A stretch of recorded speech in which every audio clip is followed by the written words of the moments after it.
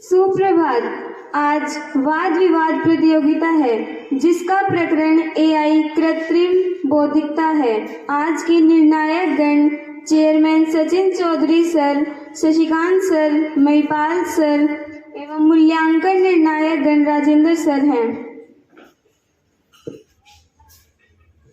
आज के वाद विवाद निर्णायक गण से मैं अनुरोध करती हूँ कि वे अपना स्थान ग्रहण करें।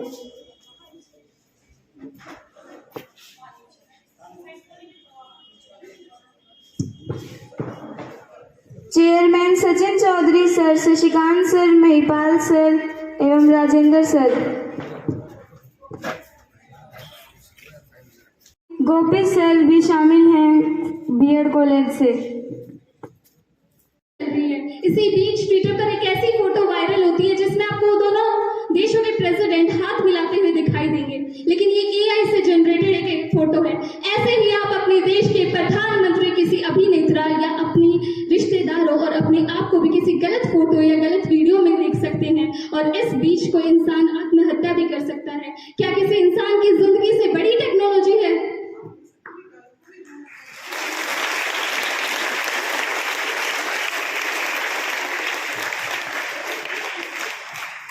काम करो कि ऐसा पहचान बन जाए, हर कदम ऐसा चलो कि निशान बन जाए।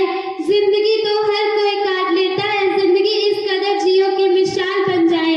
शुभ प्रभात। मैं पलटागर कक्षा 12वीं की छात्रा आज एआई के पक्ष में अपने शब्दों के साथ एआई यानी आर्टिफिशियल इंटेलिजेंस, यह शब्द खूब प्रचलन में चल रहा है।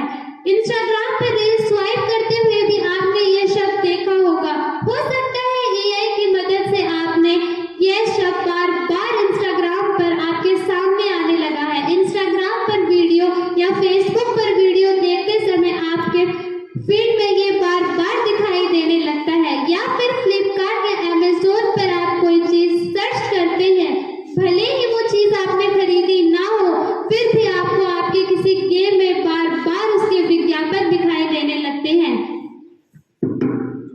शुभ प्रभात। मैं कक्षा 11वीं की छात्रा आज विपक्ष में अपने विचार प्रस्तुत कर रही हूँ।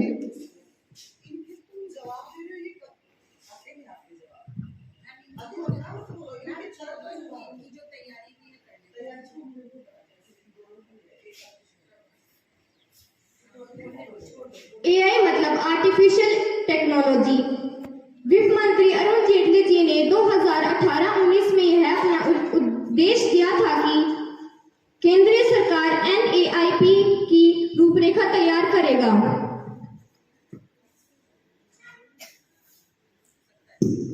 एआई सही मायने में एक अच्छी बात है। भारतीय सेना में अब जो हथियार बनाए जा रहे हैं उनमें आर्टिफिशियल इंटेलिजेंस भी जोड़ा जाएगा। मैं उनके इस कॉन्सेप्ट का सम्मान करते हुए मैं अपने विचार एआई के विपक्ष में प्रस्तुत करना चाहती हूँ। मैं अपने पक्ष साथियों से क्षमा मांगती हूँ। यह सही होगा कि एआई हमारे स्कूल या फिर अदर कॉलेजेस में भी इसमें सब्जेक्ट मायने रखने लगा है। यदि किसी शेर को सर्कस में रखकर जंगल में छोड़ दिया जाए तो वह अपनी पूरी शक्ति खो देगा। इसका यह अर्थ हुआ कि अब हम मानव की संवेदना को एक आर्टिफिशियल रूप देंगे। अगर एआई को आप अधिक यूज करते हैं तो वो आपके लिए अभिशाप भी होगा। अब आप ये बताइए कि अगर किसी चीज को आप ज्यादा प्रयोग में ले रहे हैं, क्या वो आपके लिए मायने होगी? माना कि एआई अच्छी नहीं है, लेकिन इसका प्रयोग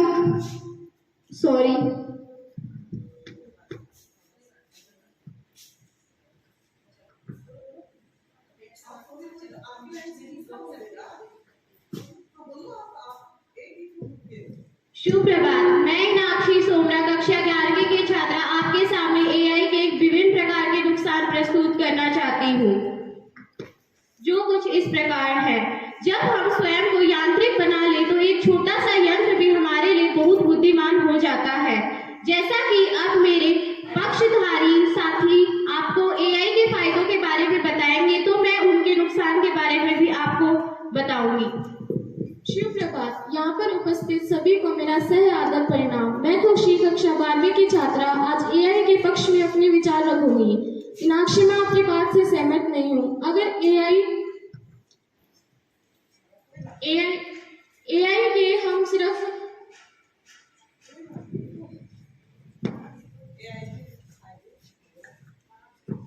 यह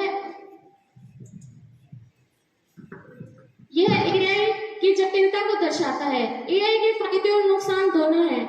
अगर हम सिर्फ नुकसान देखकर एआई का प्रयोग नहीं करें तो उसके फायदे, जो कि उसके सकारात्मक पहलू को जताते हैं, हम वो भी नहीं देख पाएंगे। एआई ने हमें कई सारे क्षेत्र में कार्य प्रदान किया है, जैसे रोबोट्स जो हमारी मदद करते हैं, हमें एक डेवलप कंट्री बनाने के लिए बहुत अच्छा योगदान दे रहे हैं।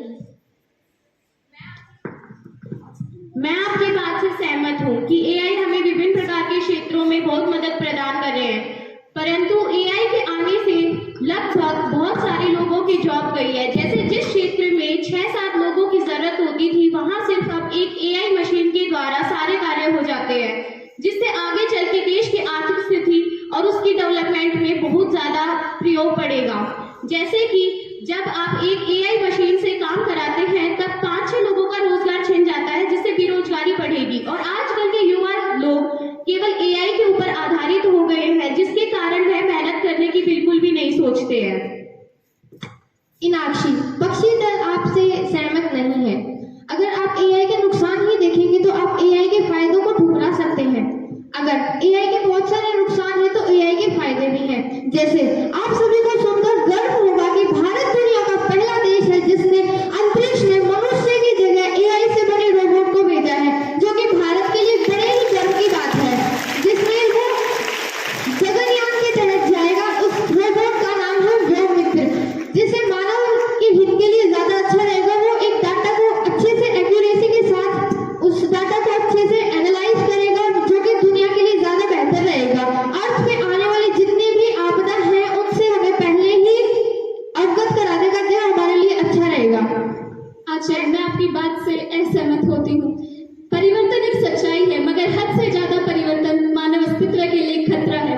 ओपन एआई नाम की एक संस्था जो 2015 में स्थापित होती है, जिसके 2 संस्थापक थे, सैम अल्टमैन और एलोन मस्क। 2018 में एलोन मस्क उस कंपनी को छोड़ते हैं और आज वो दुनिया भर की न्यूज और इंटरव्यूज में कहते हैं that mark my words, AI can be more dangerous than news. मेरे शब्दों पर गौर कीजिए, आर्टिफिशियल इंटेलिजेंस किसी परमाणु हथियार से ज्यादा घातक हो सकता है। इसका एक उदाहरण भी आप देख सकते हैं। सोफिया नाम की एक रोबोट है जो इंसानों जैसी दिखती है और उन जैसे बात करती है। जब वो अपने क्रिएटर के साथ एक शो में जाती है तो उनके क्रिएटर पूछते हैं, क्या आप मानव अस्तित्व को मिटा दोगी? तो वो कहती है, yes, I will destroy the human race soon. मैं जल्द ही मानव अस्तित्व को खत्म कर दूंगी। ऐसे कई और उदाहरण हैं। अपेक्षा, मैं आपकी बात से सहमत नहीं हूँ। जैसा कि आपने बताया, सोफिया रोबोट ने बताया कि मैं मानव जाति को डिस्ट्रॉय कर दूंगी, वैसे ही एक रोबोट है, उसने ये भी बताया कि अगर मेरे साथ मानव अच्छा व्यवहार करेंगे तो मैं उनके लिए लाभदायक ही मिलूंगी। आचल, मैं आपकी बात को काटते हुए ये कहना चाहूंगी, अगर एआई रोबोट अभी इतने खतरनाक है तो आने वाले दिनों में एजीआई भी आने वाला है। वो तो मनुष्य जात के लिए उससे भी कई ज्यादा खतरनाक है। तो हम ऐसे कैसे मान लें कि हम इस कृत्रिम बुद्धि पर पूरी तरह भरोसा कर सकते हैं?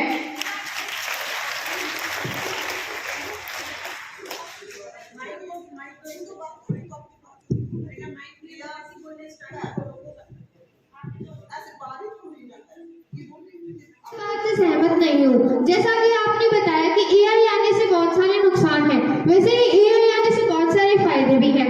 जैसे कि अगर स्वास्थ्य क्षेत्र में देखा जाए तो एआई की मदद से हम बहुत बड़े डाटा को एनालाइज कर सकते हैं, जिससे कि भविष्य में आने वाली डिजीज और बीमारियों को हम एंटीडोट्स बना सकते हैं, वैक्सीन्स बना सकते हैं, जो कि जनहित के लिए ज्यादा बेहतर रहेगा। आंचल, मैं आपकी बात से सहमत हूँ, परंतु एआई में इंसान की तरह कोई फीलिंग नहीं होती। तो वो ऐसे क्षेत्र में कैसे कार्य कर सकता है जहाँ पे सारी बातें फीलिंग्स के ऊपर डिपेंड करती है? मीनाक्षी, मैं आपकी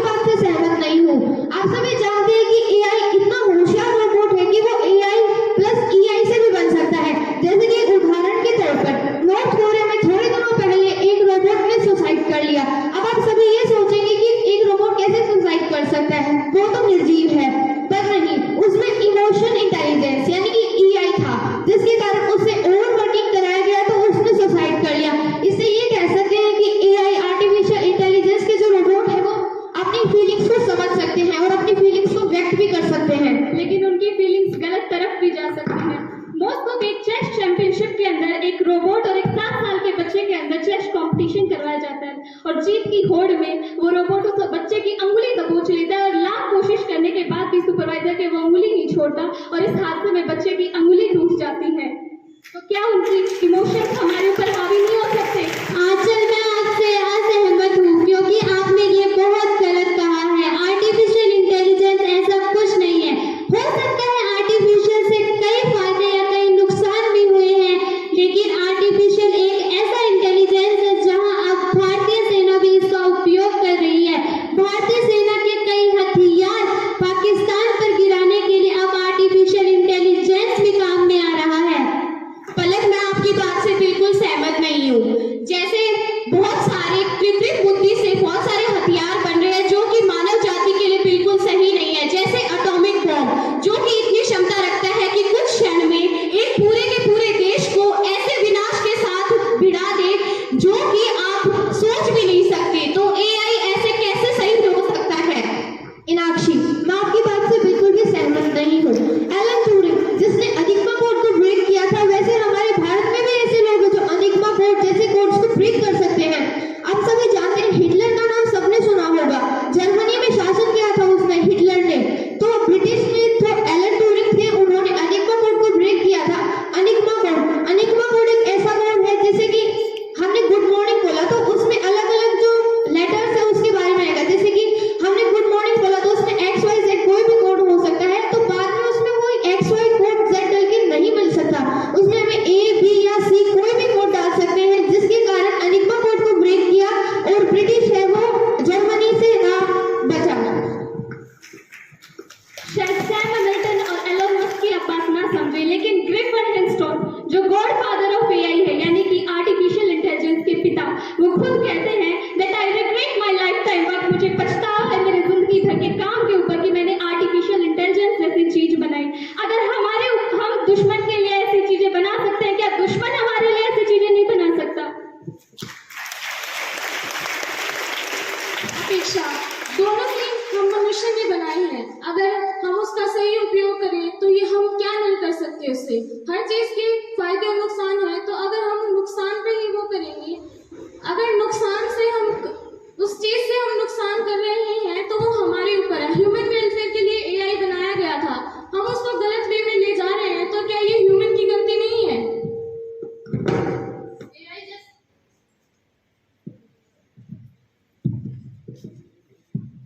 एआई ह्यूमन बीइंग से ही तो सीखता है, वो जैसे देखेगा वैसा ही तो करेगा ना। ह्यूमन ने कोडिंग की है एआई में, लेकिन अगर उस कोडिंग को हम सही कर रहे हैं, ह्यूमन अपने वेलफेयर के लिए उसको यूज क्यों नहीं कर रहा है? वो उसको गलत वे में यूज कर ही क्यों रहा है? आपकी बात सही है कि हम कोडिंग के द्वारा एआई को सही रास्ते पर भी ले जा सकते हैं, परंतु अगर कोई हैकर अगर किसी के साथ स्पैम करना चाहता है तो वो उसको पूरे जीवन काल के सारे इंफॉर्मेशन निकाल लेता है, जिससे आजकल देशों में बहुत ज्यादा स्पैम फैल रहे हैं। तो ऐसा कोई कोड नहीं बना है जिसको हैक नहीं किया जा सकता। कोड बनाया भी ह्यूमन द्वारा जाता है और उसको डीकोड भी ह्यूमन ही करता है। अगर हम कर रहे हैं तो हमारे साइबर क्राइम जो हमारे साइबर क्राइम ऑफिसर हैं, वो इस चीज के लिए आगे बहुत सारी रिसर्च कर रहे हैं ताकि वो ऐसा कुछ कर सके कि हर कोई इस चीज को डीकोड ना कर पाए। लेकिन अगर वो कर रहे हैं डीकोड, तो ह्यूमन अगर उस चीज को डीकोड कर रहा है तो वो अपने प्राइवेट इंफॉर्मेशन को लीक क्यों कर रहा है? खुशी दीदी, एक बार मेरी बात सुनी।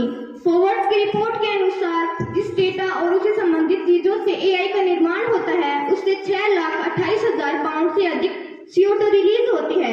तो आप सोचें, जिस प्रकार हम मानव विकास का प्रयास कर रहे हैं, जब हमारी पृथ्वी ही सेफ नहीं रहेगी तो हम कहाँ जाएंगे? एआई से भले ही एनर्जी रिलीज होती है जो कि CO2 को करती है, जो कि ग्लोबल वार्मिंग में योगदान दे रही है, लेकिन अगर हम एक साइड से देखें तो वो हमारे क्लाइमेट चेंज प्रिडिक्शन करती है, जिसकी वजह से हम जलवायु आपदा का पता लगा सकते हैं। उसके खिलाफ हम पहले ही प्रिकॉशंस ले सकते हैं, जो कि कई जिंदगियां बचा भी सकती है। एआई इतनी अच्छी है तो उससे पेड़ और सेहत क्यों नहीं बनाते?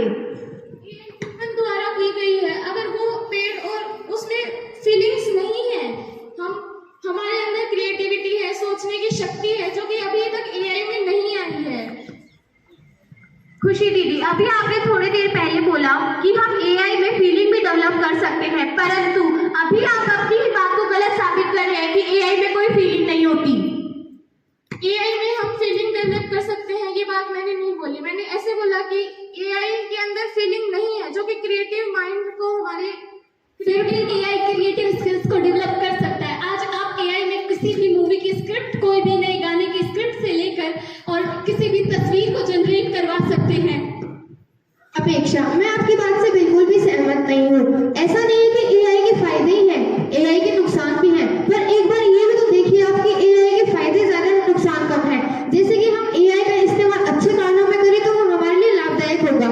जैसे कि अगर हम होमवर्क करने में या फिर कोई क्विज सॉल्व करने में इसका इस्तेमाल करें तो वो ज्यादा बेहतरीन है। कोई एनिमेशन, ड्राइंग, स्केच और या फिर कोई वीडियो की एडिटिंग भी करा सकते हैं हम एआई से, जो कि ज्यादा बेहतर है। जिससे समय बचता है, जो समय बचा है उसे अच्छे कार्यों में लगा सकते हैं। एआई से कुछ उद्योगों में नौकरियां भी तो जा रही है, जिससे बेरोजगारी पैदा हो रही है। एआई से बल्कि नौकरियां बढ़ हो रही है। जैसे एआई को कोई डेवलप भी तो कर रहा होगा, उसमें कोई कोडिंग भी तो कर रहा होगा, वो भी तो किसी इंसानों द्वारा ही की जा रही है। लेकिन आने वाले टाइम में क्या ऐसी स्किल्स हम लोग सीख पाएंगे? क्या आपको लगता है कि 40 की उम्र के बाद आप लोग ऐसी स्किल्स सीख पाओगे आपकी जब सारी नौकरियां चली जाएंगी? और आप कह रहे हो कि उसमें कोई कोडिंग करने वाला चाहिए या फिर उसको डेवलप करने वाला चाहिए, परंतु एआई के आने के बाद से मनुष्य ने बिल्कुल भी मेहनत करना बंद कर दिया है, जिससे कई प्रकार की बीमारियां बढ़ रही हैं। आज हमारे देश में ये हालत है कि आज हमारी युवा संख्या आधी से ज्यादा डिप्रेशन में है और इससे अलग अलग स्ट्रेस, एंजाइटी आदि प्रकार की भी बीमारियां बढ़ रही हैं। इनाक्षी, मैं आपकी बात से पूर्णतः सहमत हूँ, पर आप बार बार एआई के नुकसान की तरफ में क्यों जा रहे हैं? एआई के बहुत सारे भी फायदे हैं। जैसे कि हम कृषि क्षेत्र में देखें तो कृषि क्षेत्र में जो काम हम 2 या 4 दिन में, जैसे कि खेत जोतने का काम है, वो पहले के लोग हल से किया करते थे तो उन्हें 1 या 2 दिन लगता था। अब एआई के आने के बाद में, एआई के डेवलप होने के बाद में वही काम 1 से 2 घंटे में हो रहा है, तो इसमें क्या हो रहा है? आपका कहना सही है कि एआई के आने के बाद में काम बहुत आसानी से हो रही है, परंतु हम उससे हमारी फिजिकल हेल्थ को नहीं सही कर सकते और एआई के आने के बाद से मनुष्य ने बिल्कुल मेहनत करना बंद किया है। इस बात से हम सहमत हैं और एआई के आने के बाद से मनुष्य बहुत ज्यादा आलसी हो गया है। जैसे कि आपने कहा कि एआई के बहुत सारे फायदे हैं, परंतु उससे ज्यादा एआई के नुकसान भी हैं। इनाक्षी, अगर इंसान काम कर रहा है तो जैसे कि अगर हम कोई ग्राफिक्स बनाते हैं तो एआई उसके आइडियाज देता है, लेकिन उसमें हम इनोवेशन भी तो कर सकते हैं, वो सिर्फ बनाएगा। अगर हम कस्टमर को कर रहे हैं, अगर हम कस्टमर इंटरेक्शन देखें तो वो सिर्फ ह्यूमन से पॉसिबल है। एआई उतना वो डेवलप नहीं है कि वो कस्टमर इंटरेक्शन अच्छे से कर पाए, उसके लिए ह्यूमन चाहिए होता है। लेकिन उड़ीसा में लीशा नाम की एक न्यूज एंकर है। क्या आपको नहीं लगता है कि आने वाले टाइम में आपके न्यूज एंकर से लेकर आपकी टीचर्स रोबोट मिलेंगे आपको? याद है मुझे वो दिन जब पेड़ के नीचे बैठकर गुरु देते थे ज्ञान, जब रोबोट ने ले ली जगह टीचर्स की, जब रोबोट ने ले ली जगह टीचर्स की, तो कैसे लगा पाएंगे हम पढ़ाई में अपना ध्यान? ना वो खौफ, ना वो डर, ना वो इमोशन, ना रिस्पेक्ट टीचर के लिए, ना वो खौफ, ना वो डर, और जब ना रहेगी रिस्पेक्ट टीचर के लिए मन में, तो कैसे बनेंगे हम आदर्श बच्चे और क्या करेंगे हम फ्यूचर में? अपेक्षा, ये कहना आपका सही है, लेकिन कुछ बच्चों के मन में अभी टीचर्स का वही रिस्पेक्ट और वही आज्ञा है। मानते हैं एआई कई जगह पे नुकसानदायक है, लेकिन उसी प्रकार से वो फायदे में भी है। जैसे कि अब ChatGPT नाम का एक प्लेटफॉर्म भी आईटी की तरह चल रहा है। एआई मानते हैं कि नुकसानदायक है, लेकिन वो फायदे में भी है। बच्चे ChatGPT की हेल्प से अपना होमवर्क भी करने जा रहे हैं।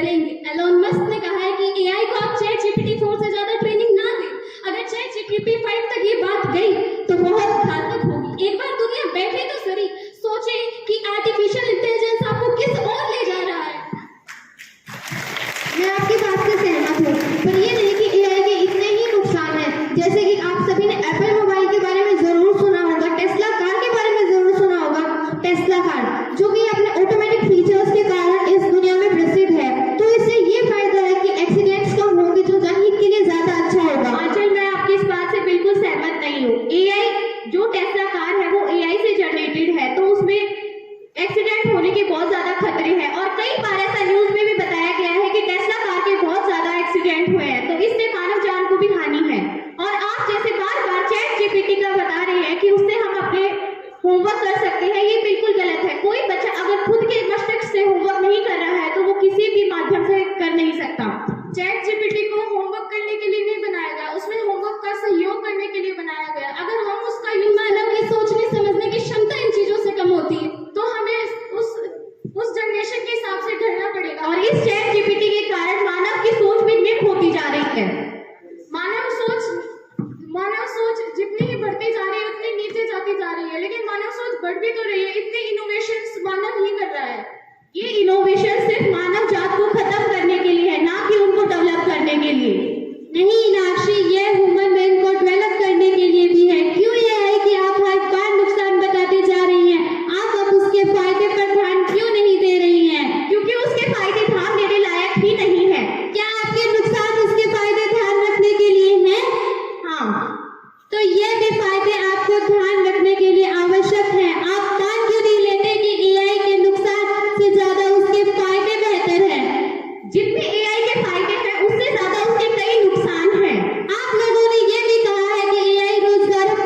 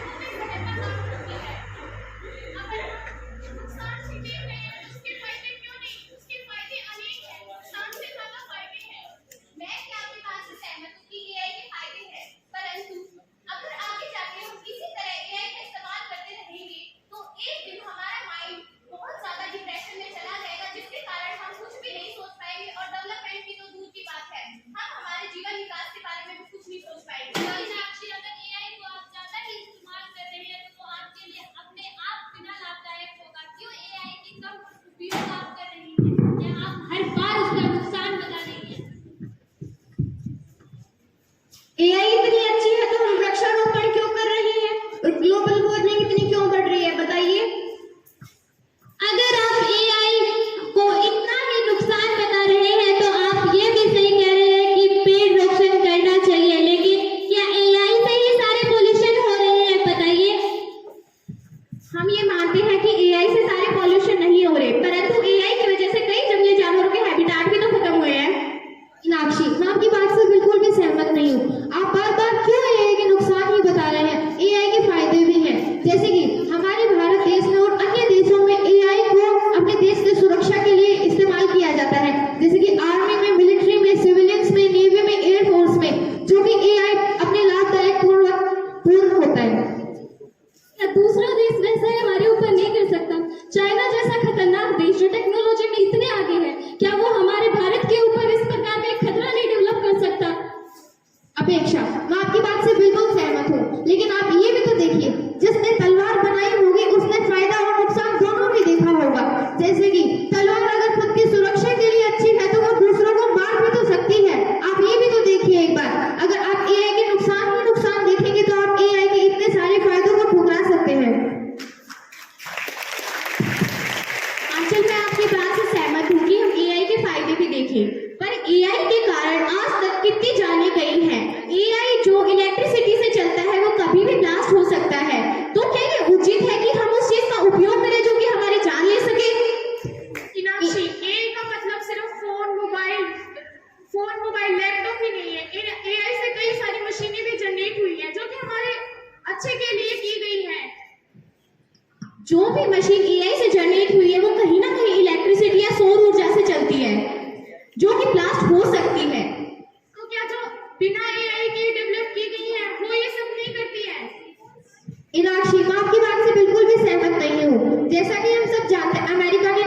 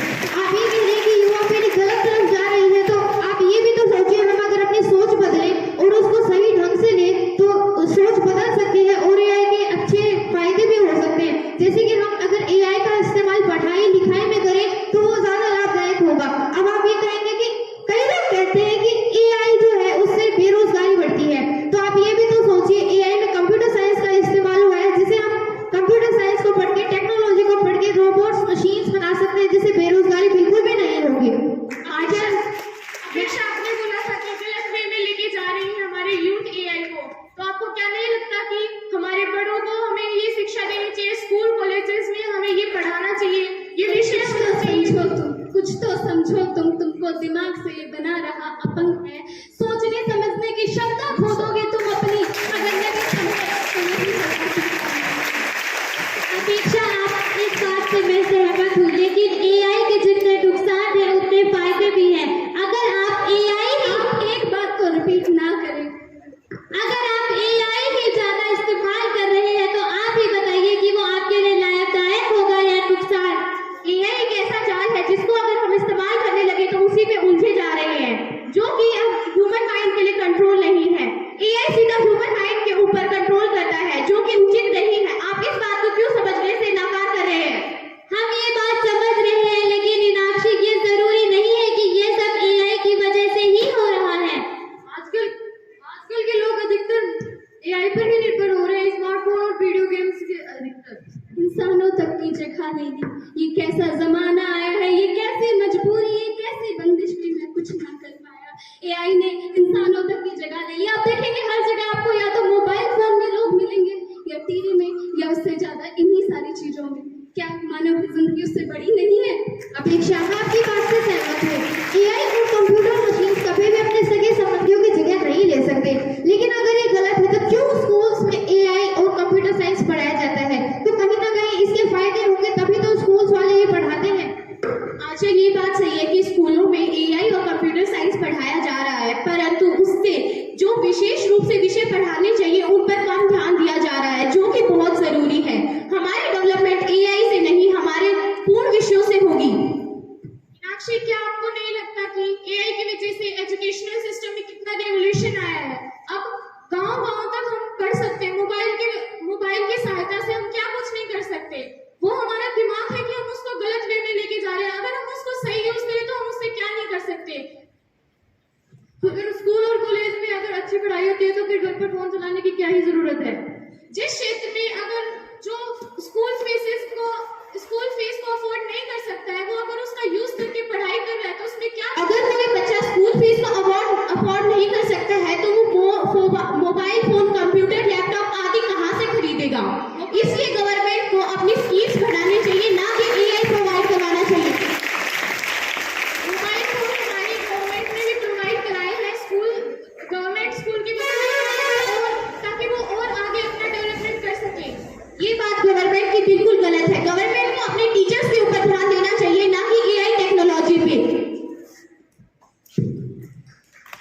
मीनाक्षी, मैं आपकी बात से बिल्कुल भी सहमत नहीं हूँ। इसमें आप गवर्नमेंट को कहाँ से लेकर आ रहे हैं बीच में? जब मानव के कर्म ही ऐसे होंगे, जब मानव ने ही ऐसा किया है तो अब उसके नुकसान भी उसे ही झेलने पड़ेंगे।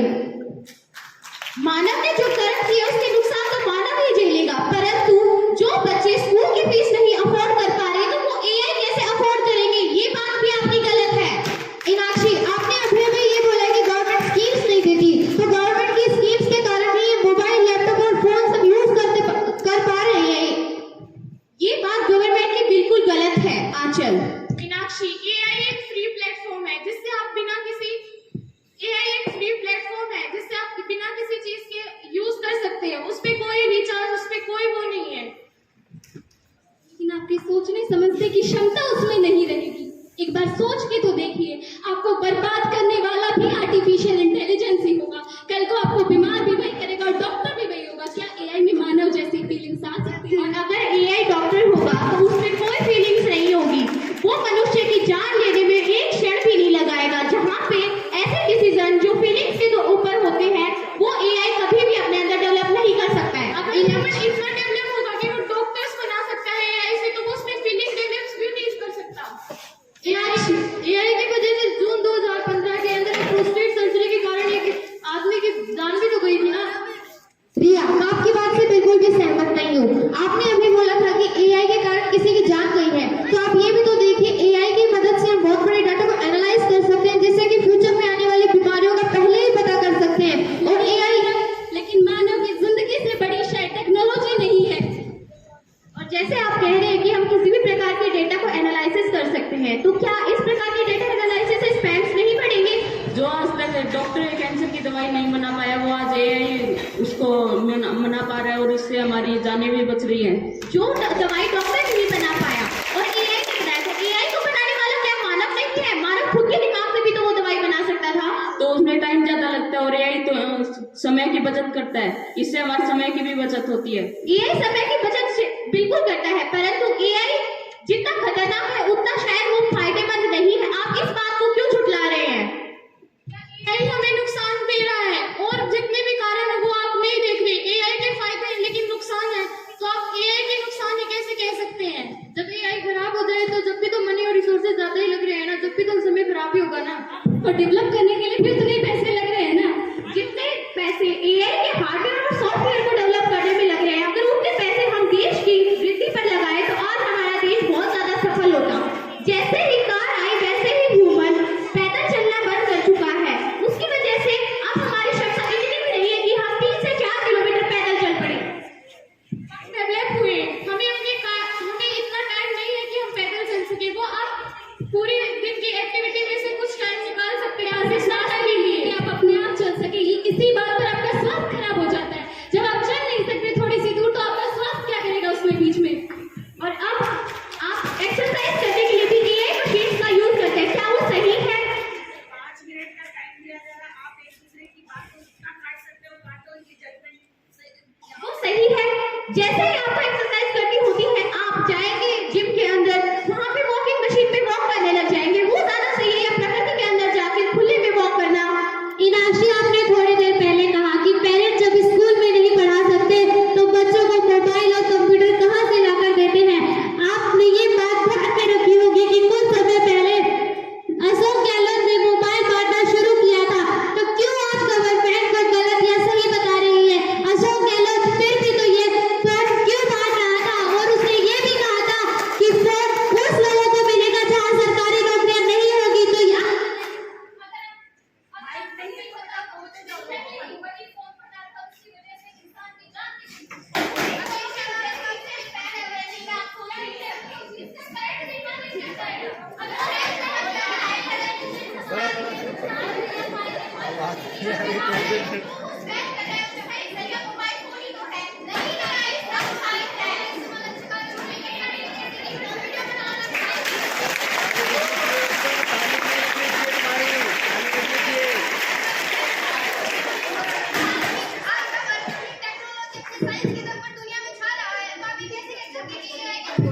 और वही टेक्नोलॉजी किसी को बर्बाद भी कर रही है। यस, रशिया ने यूक्रेन की स्कूलों तक बर्बाद कर दिया है, वहां कितने बच्चे नहीं पढ़ते होंगे।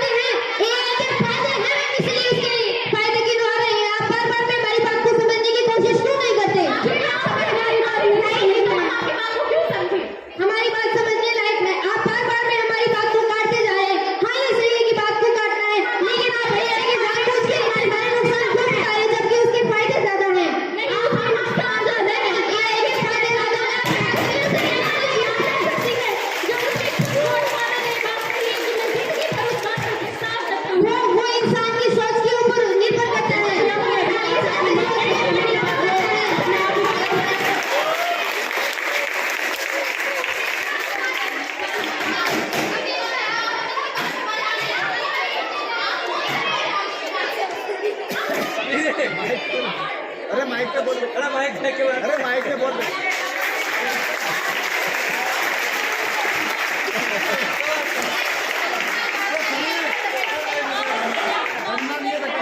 बहस करनी है। माइक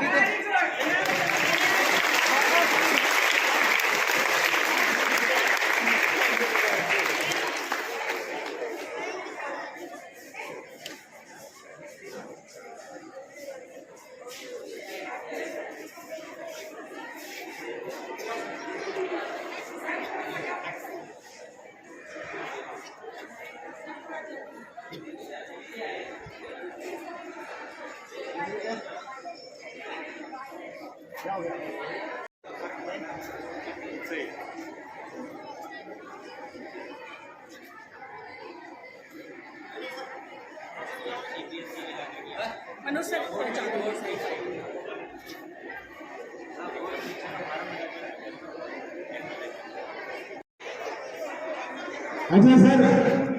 अजय सर रिक्वेस्ट करता हूँ स्टेज पे।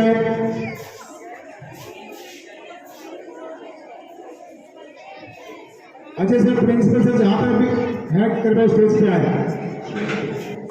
अभी आपके सामने जो वाद विवाद प्रतियोगिता हुई थी उसका मूल्यांकन लेकर के मैं आपके समक्ष राजेंद्र गुजरात जो परिणाम घोषित करने के लिए आया हूँ। सम्माननीय प्रधानाचार्य महोदय, प्रधानाचार्य sir, chairperson sir, Sachin sir, सभी शिक्षक और मेरे प्यारे छात्रों, सुप्रभात। जैसा कि आपको पता है कि हमारे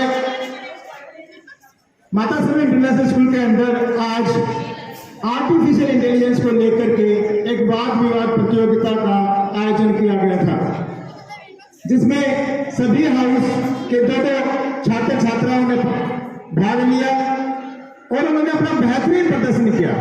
सबसे बड़ी बात तो हमने आज ये सीखने को मिला, कई बातें तो इन बच्चों ने वो बताई जो आर्टिफिशियल इंटेलिजेंस को बनाने वाले को भी नहीं पता था, जो बता उनके लिए बात। उन बच्चों के लिए जोड़ा था लिया, मैं खुद अचंभित हो गया उन बच्चों की बातें सुन करके। उन्होंने वो बातें बता दी तो शायद कभी आर्टिफिशियल इंटेलिजेंस को बनाने वाले जॉन मैककार्थी को भी नहीं पता होगा कि ऐसा भी कभी मेरे बारे में मुझे बात करेगा। एक बात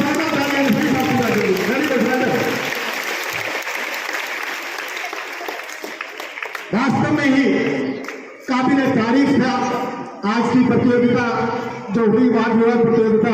इससे चेयरपर्सन सचिन सर, प्रधानाचार्य महोदय और प्रधानाचार्य अजय सर से निवेदन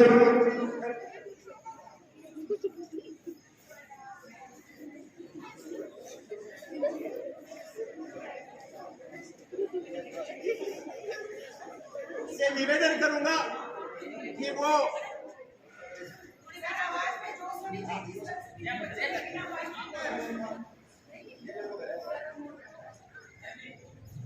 नेवी हाउस की रिया और समीर को स्टेज पर बुलाना चाहूंगा।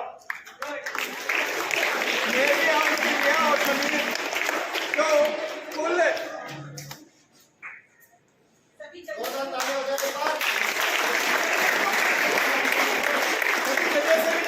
बेटा मंच का है 115 नंबर लेकर के रिया और समीर नेवी हाउस के चौथे स्थान पर आए हैं।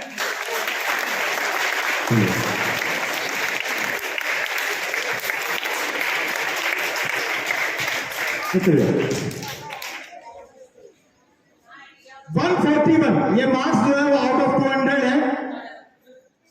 141 अंकों के साथ पलक डागर और पलक पैरामिड हाउस की तृतीय स्थान से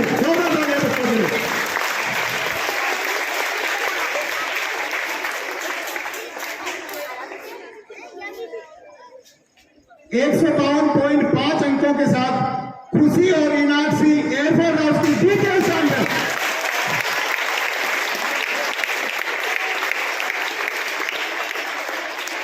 और जैसा कि कुछ छुपा नहीं है आप लोगों से, सबको पता है कि जो स्टेज को हिला दिया जिन्होंने, मैं उन्हें आमंत्रित करना चाहूंगा। आचल राठौर और अपेक्षा यादव और भी हाउस है।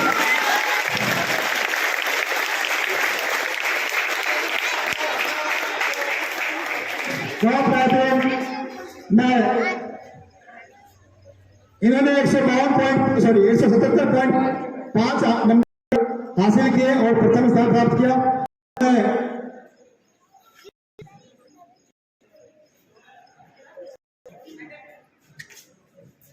मैं चार्जेस को बुलाना चाहूंगा कि मंच पे आए। नेवी हाउस एयरफोर्स इंचार्जेस करता मंच पे आए।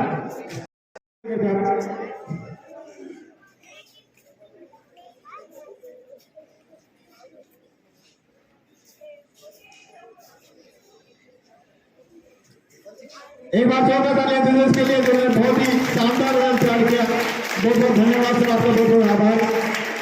बिना किसी पक्षपात के इन्होंने जो परिणाम, वैसे बहुत मुश्किल था ये परिणाम निकालना, क्योंकि सभी बच्चे अपने अपना बहुत अच्छा किया, बहुत बेहतरीन प्रदर्शन किया था। सभी को एक बार फिर से ढेर सारी शुभकामनाएं और बधाई। अब मैं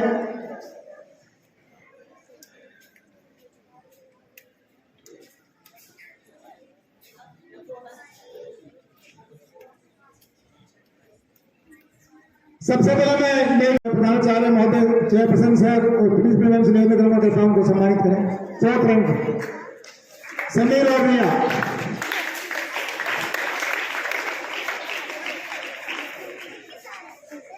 आगे जाओ समीर और रिया, आगे जाइए। हाउस इंचार्ज से निवेदन है, नेवी हाउस के इंचार्ज जो भी है वो सभी आ जाए मंच पे।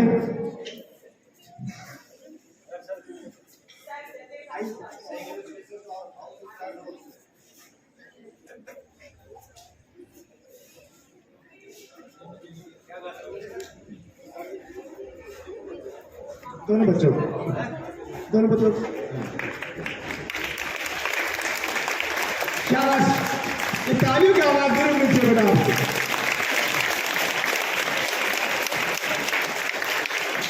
अब मैं पलक दादर और पलक पैरामिलिट्री हाउस से जो तीसरे स्थान पर ही है उनको आमंत्रित करना चाहूंगा। हाउस इंचार्ज पैरामिलिट्री हाउस के मनोज सर के स्टेज पे आए और जो भी इंचार्जेस हैं।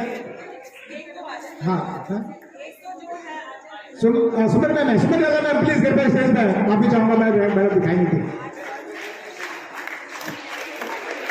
नीलम मैम की काफी मेहनत रही है, नीलम मैम का दिखाई नहीं रही है। नीलम मैम प्लीज आप भी स्टेज पर आइए।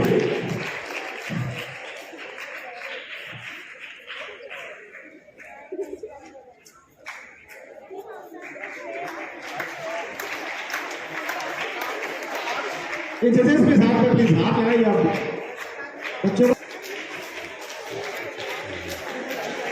आइए सर, सीताराम सर प्लीज।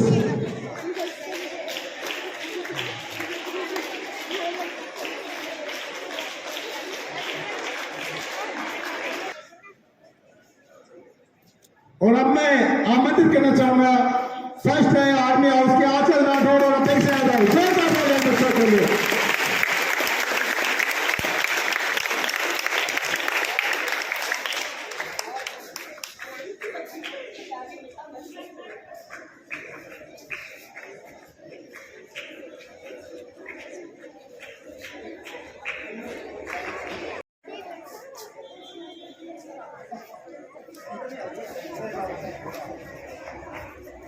तरह से ही बेकार बता दिया, फिर हम उसको क्यों सिलेबस में ऐड कर रहे हैं? नहीं, किसी भी चीज की दो पहलू होते हैं, कुछ अच्छाइयाँ भी होती हैं तो कुछ बुराइयाँ भी होती है। आपने यहाँ पे सुना कि अच्छाइयों के साथ साथ बुराइयाँ भी बताई गई है। ये आपके ऊपर डिपेंड करता है कि आप उसको किस तरह से यूज करते हो। क्या हम किसी भी चीज को अगर हम सही दिशा में उसका यूज करते हैं तो उसके बहुत बेनिफिट हैं, अगर नहीं करते हैं तो उसके बहुत सारे नुकसान हैं। बहुत अच्छा लगा यहाँ ये जो बच्चे बोल रहे थे, इनके अंदर वो काबिलियत दिख रही थी और शायद फर्स्ट टाइम डिबेट कंपटीशन इस तरह का बच्चों ने पार्टिसिपेट किया। ये अपने आप में एक बहुत बड़ी चीज है, जिन्हें कि कोई ऐसा नहीं कि ट्रेनिंग दी गई थी कि आपको इस तरह से बोलना। इन्होंने अपने विवेक से स्टेज पे आने के बाद कई बार इनके अंदर जो जोश आया है वो वास्तव में काबिले तारीफ है। हमें इन बच्चों के अंदर वो असेंबली के अंदर आगे दिख रहा है कि ये बच्चे असेंबली में भी जा करके अपने आप को अपने परचम को लहरा पाएंगे, अपनी बातों को बोल पाएंगे और ऐसे कानून को लागू करवा पाएंगे जो हमारे लिए बेनिफिशियल है। एक बार जोरदार क्लैपिंग। मैं सभी के लिए भी स्पेशली आप लोगों से कहूँगी कि स्पेशल क्लैपिंग कीजिए। इतनी लड़कियों के बीच में वो अपनी बात को रख पाया, यही एक अपने आप में बहुत बड़ी कला थी। और इन लड़कियों ने तो वास्तव में सब एक दूसरे के छक्के जो छुड़ाने वाली बातें थी, बहुत अच्छा लगा। सबकी आवाज़ जो थी इतनी क्लियर थी और एक एक पॉइंट को जब ये काट रहे थे तो लग रहा था, मुझे वो दिन याद आ गया जब मैं 9th क्लास थी, डिस्ट्रिक्ट लेवल पे डिबेट कंपटीशन हुआ था। मुझे वो दिन याद आ गए थे जब इसी तरह से हम लोग पार्टिसिपेट किए थे और मैं उस पुराने दिन को याद करके बड़ा फख्र महसूस होता है कि मैं फर्स्ट प्राइज लेकर के आई थी।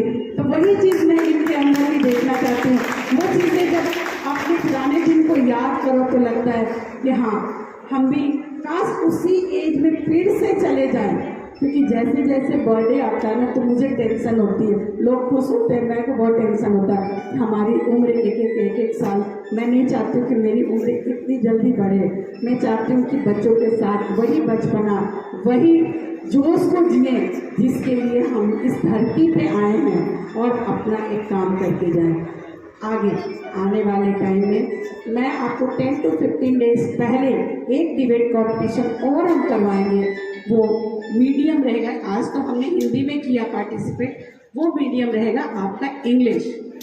और इंग्लिश में आपको टॉपिक दे दिया जाएगा। जिस तरह से आज का टॉपिक जो है, स्पेशल थैंक्स मैं सचिन सर का बोलना चाहूँगी। एक बार जोरदार क्लैपिंग। सचिन ने ही सजेस्ट किया था मैम आर्टिफिशियल इंटेलिजेंस के ऊपर, क्योंकि ये एक नया टॉपिक है। हम लोग इस पे मुझे भी नहीं लगा था कि इतने पॉइंट निकल करके इसके अंदर से आएंगे। काफ़ी पॉइंट निकल करके पीयूष मैम भी बोली मैम इसके अंदर क्या पॉइंट निकलेगा। देखा, हर टॉपिक के अंदर बहुत सारे पॉइंट निकल सकते हैं। तो आपको 15 डेज पहले बता दिया जाएगा, वो टॉपिक दे दिया जाएगा। और मेरा ये रिक्वेस्ट है टीचर से कि जिन बच्चों ने इस बार पार्टिसिपेट किया था वो रिपीट नहीं होने चाहिए, दूसरे बच्चों को चांस मिलेगा। ये जितने भी आपके कंपटीशन हो रहे हैं इसका रिकॉर्ड मेंटेन किया जा रहा है। फाइनल जिस हाउस का सबसे ज़्यादा प्राइज रहेगा उस टीम को पूरा स्पेशल प्राइज मिलेगा। इस चीज़ का आप ध्यान रखें और आपस में पूरी जोश के साथ वो हाउस कंपटीशन होनी चाहिए। उससे क्या होता है, जोश आता है आपके अंदर। और टीचर्स से भी मेरा रिक्वेस्ट है आप फुल जोश के साथ इन बच्चों के अंदर वो काबिलियत डालिए ताकि ये हमारे बच्चे सिर्फ एकेडमिकली ही नहीं हर जगह पे अपना परचम लहरा पाए। Thank you, have a nice day.